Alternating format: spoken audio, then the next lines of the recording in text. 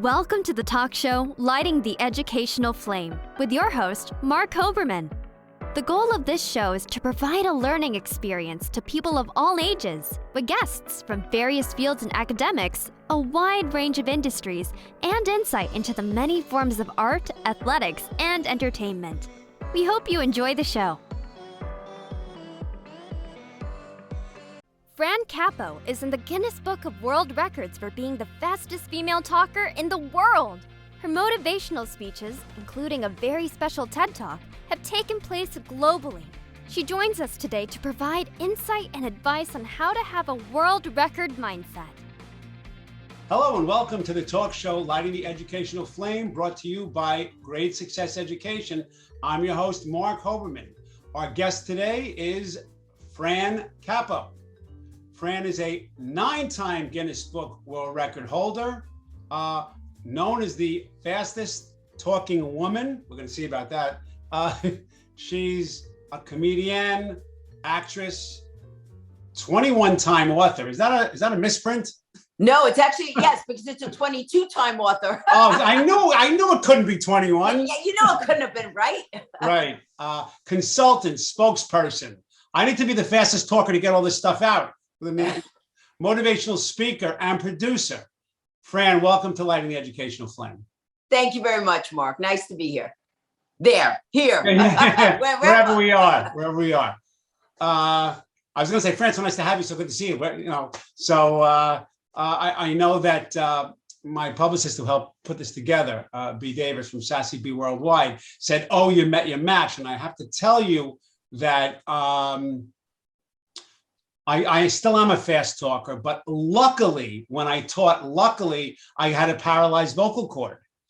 And and they had to get me a microphone, but they said, my doctor said, speech therapy would help you a lot. And I do some motivational speaking and consulting also, and it really slowed down my speech. I'll never forget. It makes me think of you. And this, when this happened, she said, I wrote a memoir. She said, read a paragraph of your memoir. And I read it. And she said, okay, now read it at half speed. So I read it at half speed. And she said, no, half speed. I said, that was half speed. So I can only imagine what you get. So, well, it's funny that you say that, because there's been scientific studies that have showed that when someone speaks fast, and especially if you're teaching, because I teach and I do a lot of different things too. Obviously, I don't speak at world record speed when I'm teaching or doing that. But people actually retain more, because once they're keyed in, they all of a sudden their brain goes, if I don't listen, I'm going to miss something. Whereas if you're talking like this, your mind can go off wandering in 50 different directions. But if you know somebody's saying something to you, and you have to, learn that information, you're going to be like, okay, I really got to listen. And so it engages more of you and people retain more. So you're actually doing a service when you talk fast. So with all this knowledge, I know you're the fastest talking woman. So all these things I just mentioned, where do you find the time? What's with this laziness? Where do you find the time for all these things that you do? Okay. A big thing is I've never been influenced by peer pressure, and I never compete with someone else. I only compete with myself.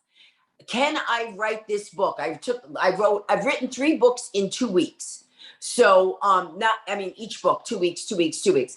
And people say, well, what were you? I said, each specific thing, there was a deadline. Like Barnes & Noble wanted me to do a speaking engagement. And I said, could I use my book, Hopeful, the City of Light? They said, actually, do you have a humor book? And I said, no, but how long do I have? They said 2 weeks. I said, I could write a book in 2 weeks, get an ISBN number, if you help me expedite it and get it on the shelves. And we did it. Wow. And so they were like, how do you do this? All I do is I set my mind to it. I say, I'm in, and I had to do it now, but with the principle of just say yes and figure it out later. I say yes to it, and then I go, all right, that's my end goal. How do I get there? So I definitely know that, but I have to tell you, you're like the anti-Nancy Reagan. Just say no, you'll just say yes. Exactly. So I love that. And, you mentioned something, Fran, in education, we hear a lot about the growth mindset, but at your TED Talk, you spoke about not a growth mindset, how a world record mindset can help you accomplish anything. So Yes. can you tell us about that experience? If I'm going to do a TED Talk, I should do something that I personally know that I could teach somebody. So I had all these principles of just say yes and figure it out later. No such word as can't. It's not that you can't lose weight. It's that you won't. What do you mean you won't? Well, you won't stop eating the 5 cookies that you were you're given. It's not like you can't lose weight, because really losing weight is a mathematical equation. Less calories in, you lose the weight. It's not really difficult. We make it difficult because we don't want to give up the things that we want. And then the other principles that I teach are never be afraid to ask, because I have a story of and then we'll go back to the TED Talk, but this will give you an example. And again, you'll know this reference. So a friend of mine at one point when we were teenagers, she wanted to go to this conference. It was all about acting. I wasn't into acting then. I knew nothing about it, but I said, yeah, sure, I'll go with you. As soon as we walked in the building, which was whatever, the equivalent of the Javits Center, she disappears. So I'm like, well, I'm in this acting thing. I'll look around and I see a staircase with a whole bunch of people lined up at the staircase. So I go up to the guard and I go, what's happening up there? He goes, oh, this is appointment only. It's people to see casting directors. I said, I don't want to see a casting director. I just want to walk up the stairs and see what's going on, because you can't, you need an appointment. I said, I just want to see it. So he goes, all right, I'm going to lunch. Don't do anything crazy. I was like, okay. So excuse me, pardon me, get to the top of the stairs. I just look to the left, look to the right, and I'm like, oh, okay. But as I look to the right, the casting director at the end said, next, come on. And the person behind me goes, go. Wow. So I was like, all right. So I sit down and the casting director says, headshot? Well, I didn't know what headshot was, and I'm Italian. So I said, oh, that's a dangerous thing. Yeah, right. He goes, no, seriously, headshot. I go, I don't know what you're talking.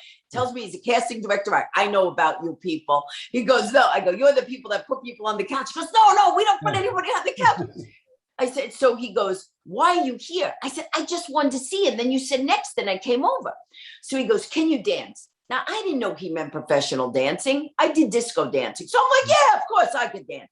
Long story short, asked me for my number. I said, I'm not giving you my number. You give me your number.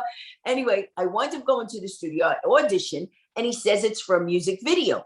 There was no such thing as music videos at that time. It was the very first music video, and it was for David Bowie. I did not know who David Bowie was. Now we're taping the whole thing. I'm sitting with these 4 girls in our scene. There's a break. David's on stage, and the girls are like, oh my God, David Bowie, oh my God. I said, so go up and sing hi. They're like, oh, you can't do that. You'll get fired. I go, oh, for goodness sakes, he's just a person. Right. So I woke up. I go, hi. He goes, can I help you? I go, well, my name is Fran. He goes, my name is David. I go, well, that part I know. And he goes, well, what are you doing here? I go, you see those 3 girls over there? They really have a crush on you, and they were scared to come up to you. He goes, so why weren't you scared? I go, quite frankly, I don't know who you are. And he goes, you don't know who I am? I said, honestly, I don't. I said, but I tell you what, this music thing of yours looks like it'll really work out. So he goes, really? So he goes, hold on. And he calls the director over. And I go, am I in trouble? He goes, no. And he goes, where are you standing? And I go over there. And he goes, I want a close-up of her. So because I dared to do something, I got something that nobody else got. Well, it definitely speaks. All these stories speak to how fearless you are. You know, if I told my friends that I was going to, I don't know, zip line into an active volcano, they would say, nice knowing you. We knew you were crazy when we met you. Nice. So do you know anybody crazy enough to do such a thing? Simple. And this is the thing about always when a door opens, if it's a door you like, go through it. And don't be scared, even if you've never done it before. You know, in Facebook, when those things pop up and that said 3 years ago, and they show you a picture of what you were doing 3 years ago. Right, yep. A picture popped up of me and my friend Nick Halleck, who does all these crazy things too. And another friend of mine, Joe Karunas, who does this television show, Angry Planet. And it popped up because the three of us are adventure buddies and we went tornado chasing together. Oh, wow. And me and Nick went down to the Titanic together. And so, just like that, but anyway, so what happened was the picture popped up. So I said to Nick, hey, remember when we did this? We went tornado chasing, blah, blah, blah. And then he said, Fran, I can't believe you're contacting me. I'm trying to arrange a special trip to zip line into an active volcano.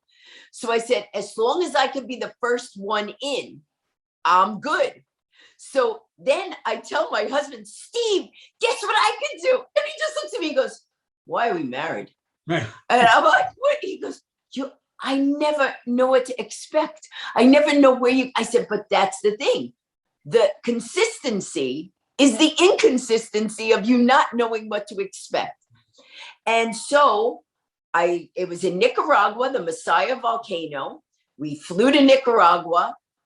They set up a makeshift line, and there's a video online because I was the first one down. We stayed 3 hours. You're wearing the sulfur mask.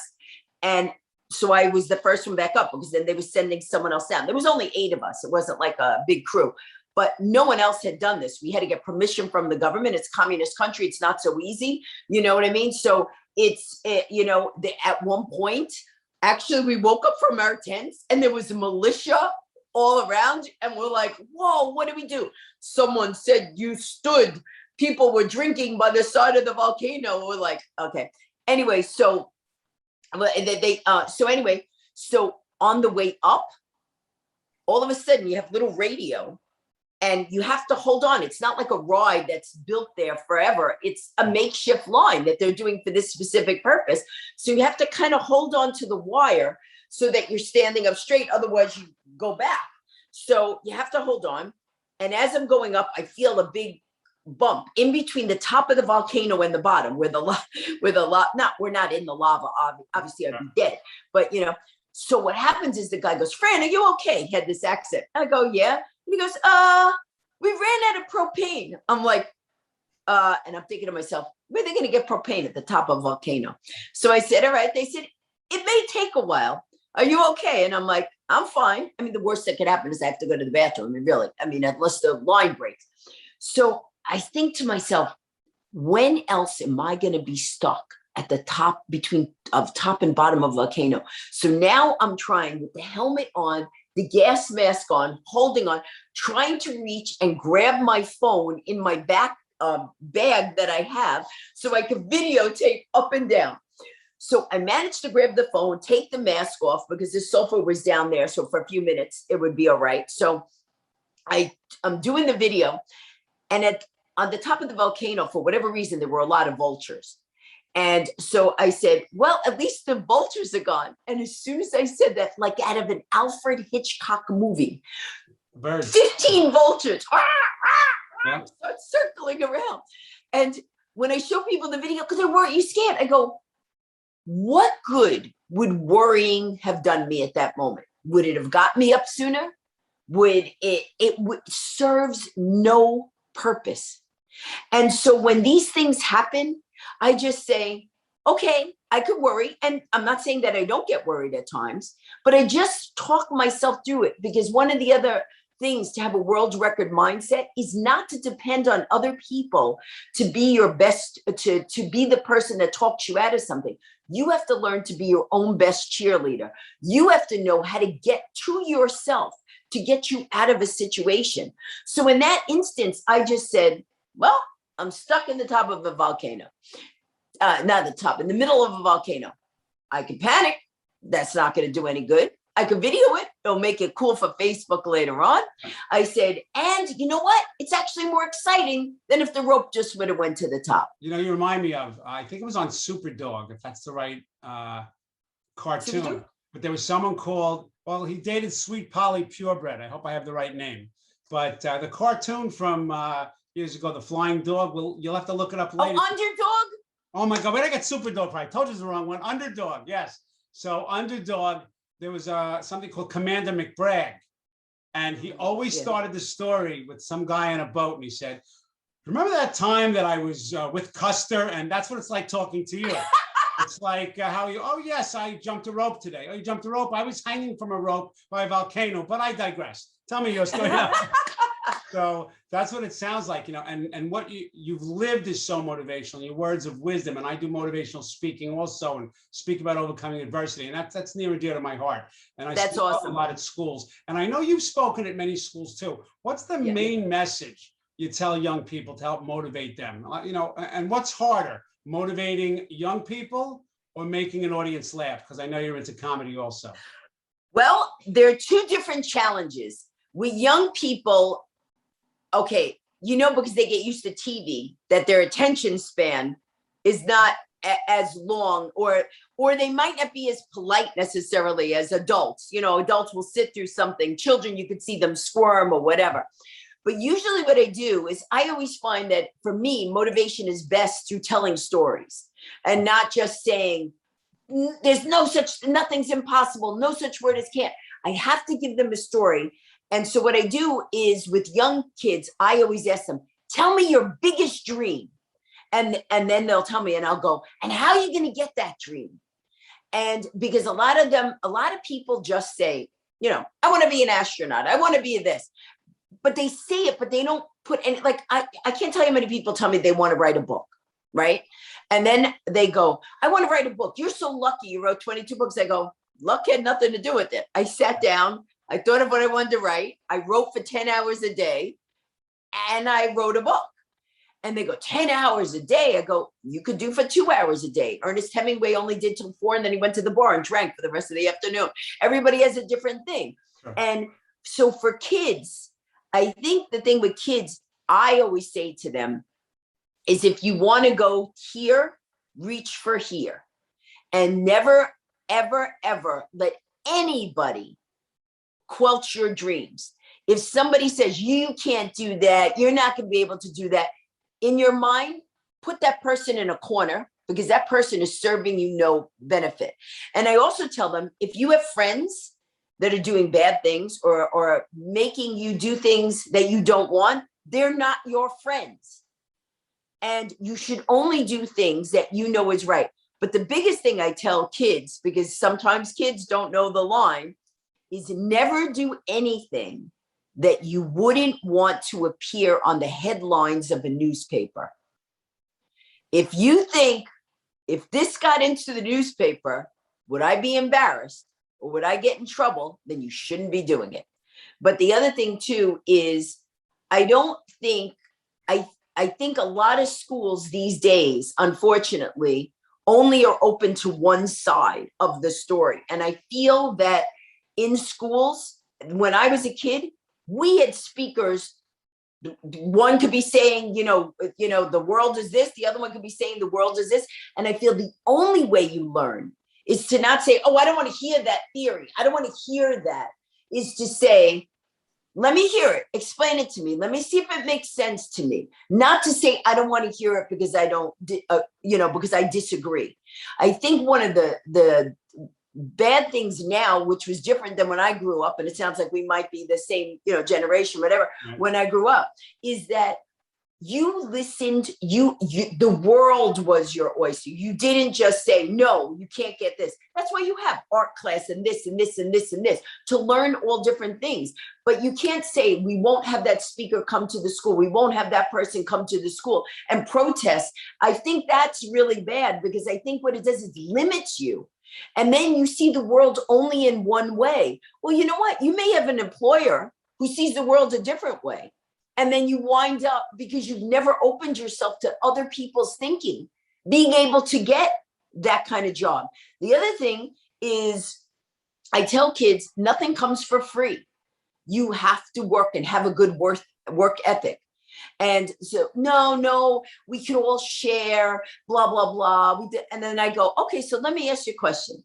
If you study really, really hard and you get an A, and the kid next to you is out playing every day, doesn't study, doesn't do anything, and gets a D, are you willing to get a B minus because that kid didn't do his work and you did? And so now we make it all level and everybody gets a B minus? No.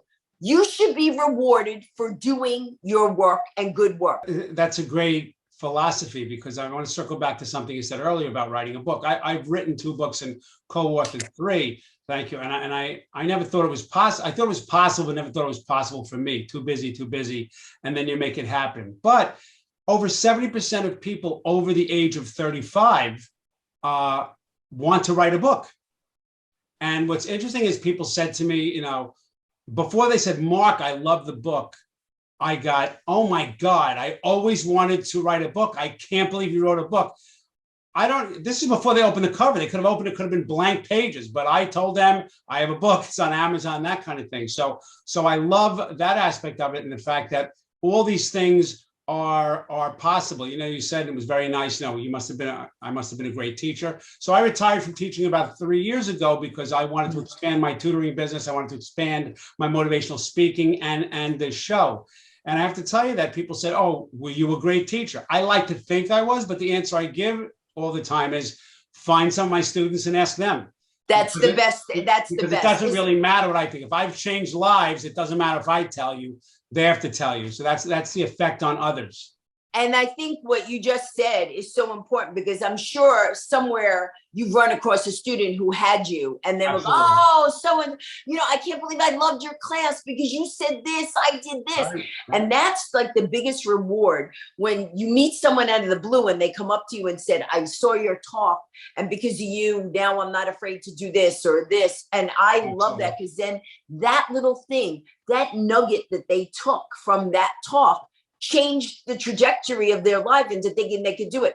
Well, with the whole philosophy that you have, it's not an ego thing. It's like it's Fran's world. You have your own world where you can help other people. But I know Fran's World is the name of your podcast.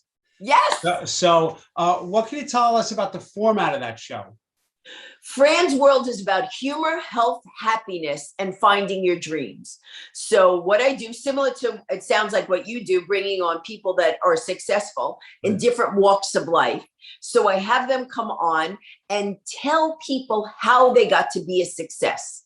Because I feel sometimes like people just say, they'll give you the checklist, study hard, blah, blah, blah, blah, blah. But that doesn't give you the example. Like, how did that guy become a millionaire? How did the guy that invented the slinky invent the slinky? Like, what happened that he went from just tinkering with something and then developed that thing? When you sometimes hear the story of how somebody did that, you can make a connection in your mind and you go, oh, okay, I can do that. Because millionaires, unless you inherit it from a family, millionaires don't always start out as millionaires. A lot of times it's just they filled a need. They saw something. I mean, think of the guy that invented the screw or the screwdriver, or the guy that invented, the chair. You know what I'm saying? It's like, these were things. I want something to sit down in. I'll invent something with 4 legs that doesn't fall over. So many things that you do. I want to do a 360 now and talk about the author really quick.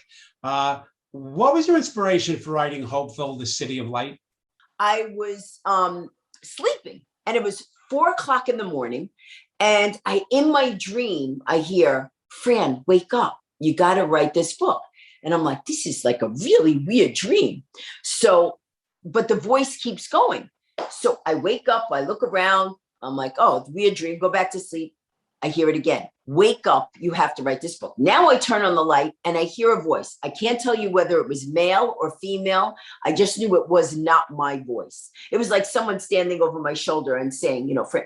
So I was like, I don't know what you're talking about. They said, you need to write this book, Hopeville, the City of Light. Write the title down. So as an author, I always have a pen and paper on my nightstand, so write Hopeville, the City of Light. It says, it has a message that can change the world.